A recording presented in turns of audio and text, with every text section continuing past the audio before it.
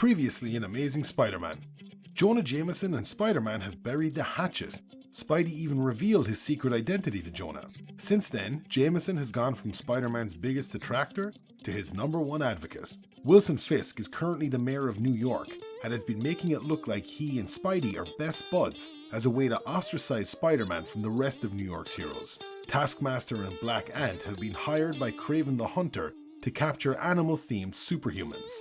Jonah has just finished an episode of his radio show when the station manager tries to talk to him about his ratings. Jameson cuts him off, saying he knows they're through the roof because people can't get enough of his straight talking, especially with a crook like Wilson Fisk as mayor. That last comment reminds the station manager he has a letter for Jonah. It's an invitation from Mayor Fisk to a banquet in Jonah's honor.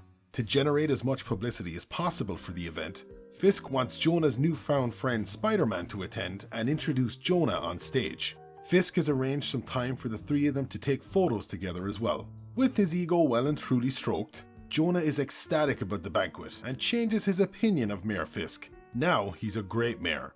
While on his way to have a Christmas dinner with his roommate and his dad, Spider-Man stops the hippo from stealing this Christmas season's Tickle Me Elmo. He doesn't have any trouble taking care of the Z-list villain and continues on to the Robertsons. Peter brings some chocolates, but they were squished on the subway. Pete is grateful for the invite as he wasn't sure things were okay with Robbie since he got fired. Robbie is quick to reassure him that no matter what happens at the office, Peter is still family. Jonah appears on the TV announcing that Spider-Man will be in attendance at his banquet.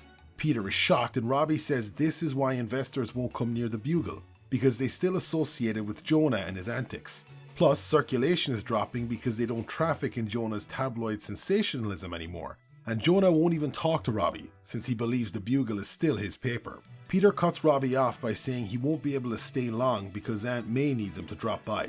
It turns out Randy has to bail too, so Robbie wants to make the most of their Christmas dinner together before Peter and Randy have to leave.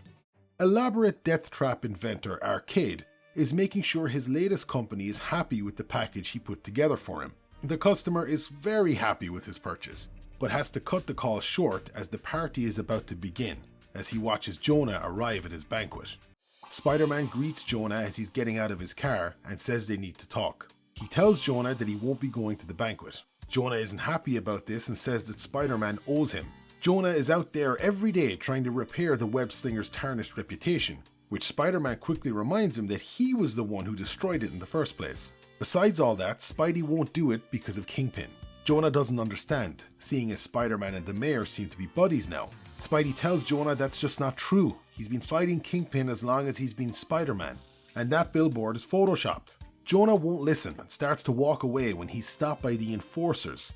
The Enforcers, Fancy Dan, Montana, and Ox, were some of the first supervillains Spidey ever faced. They're not much of a bother for Spider-Man, but when Fancy Dan pulls a gun on Jonah, Spidey dives in front of him. This allows Ox to grab him by the ankle, slam him into the ground, and knock him out. Jonah was supposed to arrive at the banquet an hour ago. When cancelling the party is suggested, Kingpin refuses. He knows Jonah's ego won't allow him to miss this. Fisk wants that photo with Spider-Man, and so the guests will have to wait. Jonah wakes Spider-Man up. The two have been moved to an unknown location. While being told this is his fault, Spider-Man's spider sense goes off and a bunch of villains Jonah had a hand in creating close in. Spidey and Jonah make a break for it. The villains that were hot on their tails suddenly disappear. The room lights up, a voice says it starts from humble beginnings, as Spidey and Jonah begin to relive Jonah's life. They watch Jonah's dad leave, the abuse he witnessed while living with his aunt and uncle, his foray into journalism as a military correspondent before joining the Daily Bugle. Spider-Man is both confused and terrified to be trapped inside a museum of Jonah, while Jameson himself is loving it. But they're not the only ones involved in this retelling of Jonah's life. Its mysterious organizer is watching as well, while Arcade brags about all the technology he used to pull this off. Life model decoys, holographic projections, and mind-altering gas compounds to induce shared hallucinations. And they haven't even gotten to the interactive portion yet. Our mystery man leaves to put on his suit. Right before Jonah relives one of the happiest days and one of the worst days of his life, Spidey warns this is a death trap, but Jonah dismisses him. They see Jonah's son John as a baby and witness the death of Jonah's first wife, who was killed by a masked gunman, hence his suspicion of Spider-Man. They see Jonah rising up the Bugle to become its editor-in-chief and the beginning of his vendetta against the web-slinger. So obsessed with bringing Spider-Man to justice was Jonah, he bankrolled the creation of the Scorpion, the human fly, that wasn't all Jonah to be fair, as well as the creation and modification of Spencer Smythe's Spider Slayers, which is where he met his second wife, Marla. He had found happiness again, but Marla would be killed by Smythe's son, Alistair. Jonah is then reminded of the others he's lost, his dad, Jay Sr., and Frederick Foswell, whose widow he swore to Spider-Man would die for what he did to Fred. The narrator then calls Jonah a traitor to those who followed him. He betrayed those who believed in his words, but worst of all, he endangers everyone with his alliance with Spider-Man. The lights come up and Jonah is told this is where his story ends. The Spider Slayers, Human Flies, and Scorpion are back, but this time Spidey takes the fight to them. Spider-Man knows the Human Flies are life model decoys, but Scorpion is the real deal. Scorpion sends Spider-Man flying into the Spider Slayers, which allows the Human Flies to swarm the web slinger. Spider-Man notices a remote for the Slayers and gets an idea. If these are as authentic as they seem, they'll listen to the commands from their old owner, Jonah.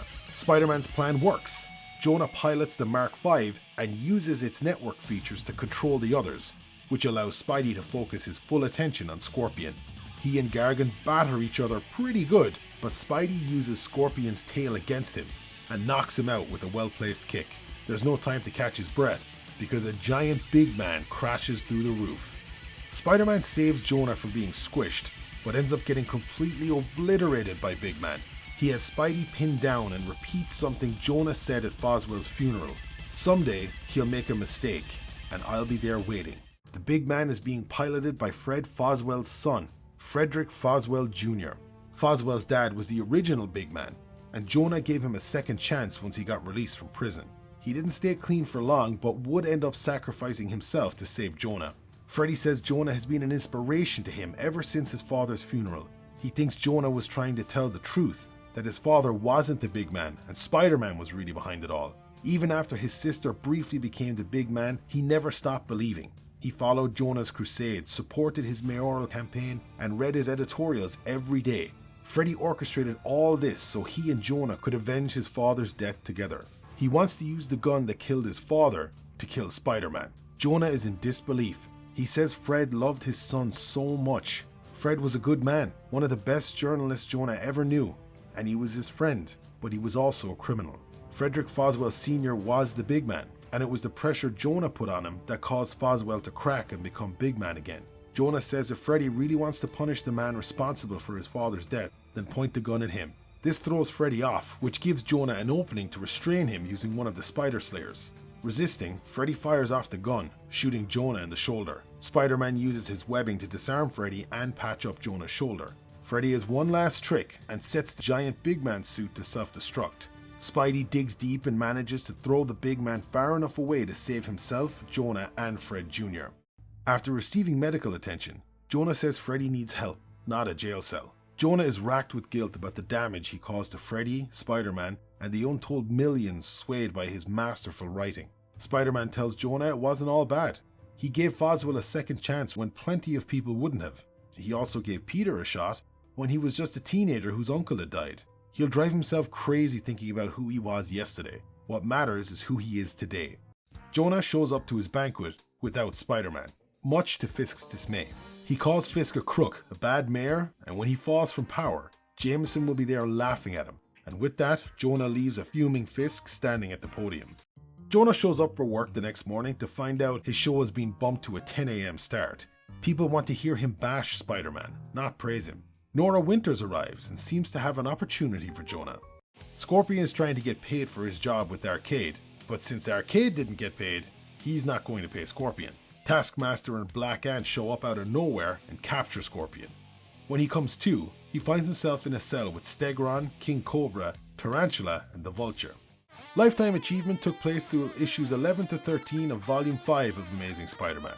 It was a great look at Jonah's character and the impact his new relationship with Spider-Man has had on his past, Foswell Jr., present, his talk radio show, and future, with Nora Winters seemingly arriving with a job opportunity.